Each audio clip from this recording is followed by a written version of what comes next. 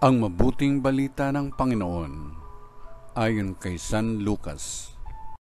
Papuri sa iyo, Panginoon. Noong panahong iyon, inanyayahan si Jesus ng isa sa mga Pariseo upang makasalo niya. Pumaroon siya sa bahay nito at dumulog sa hapag.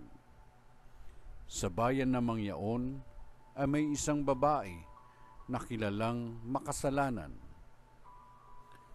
Nabalitaan niyang kumakain si Jesus sa bahay ng Pariseo, kaya't nagdala siya ng pabangong nasa sisidlang alabastro at lumapit siya sa likuran ni Jesus sa gawing paanan. Siya'y nanangis at nabasa ng kanyang luha ang mga paa ni Jesus.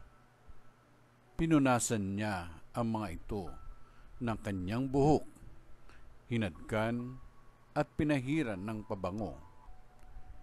Nang makita ito ng Pariseyong nag-anyaya kay Jesus, nasabi nito sa sarili, kung talagang propeta ang taong ito, alam niya kung sino at kung anong uri ng babae ang umihipo sa kanya, isang makasalanan. Bilang tugon sa iniisip ni Simon, sinabi ni Jesus, Simon, may sasabihin ako sa iyo.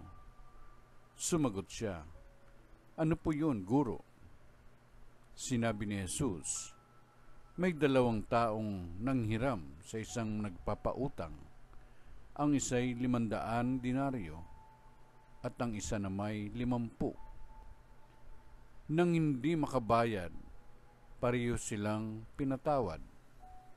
Ngayon, sino sa kanila ang lalong nagmamahal sa nagpautang? Sumagot si Simon, sa palagay ko po'y ang pinatawad ng malaking halaga.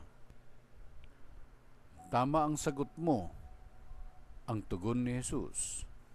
Nilingon niya ang babae at sinabi kay Simon, nakikita mo ba ang babaeng ito? Pumasok ako sa iyong bahay at hindi mo man lamang ako binigyan ng tubig para sa aking mga paa. Ngunit binasan niya ng luha ang aking mga paa at pinunasan ng kanyang buhok. Hindi mo ako hinadkan. Ngunit siya, mula nang pumasok siya ay hindi tumigil sa paghalik sa aking mga paa. Hindi mo pinahiran ng langis ang aking ulo, subalit pinahiran niya ng pabango ang aking mga paa.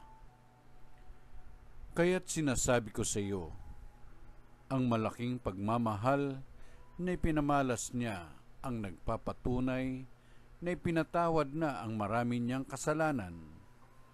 Ngunit ang pinatawad ng kaunti ay kaunti lang ang pagmamahal na ipinamamalas.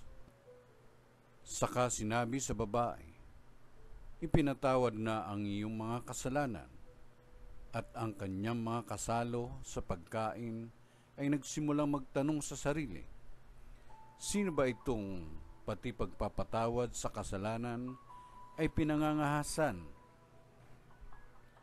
Ngunit sinabi ni Jesus sa babae, iniligtas ka ng iyong pananalig, yumaong ka na't ipanatag mo ang iyong kalooban.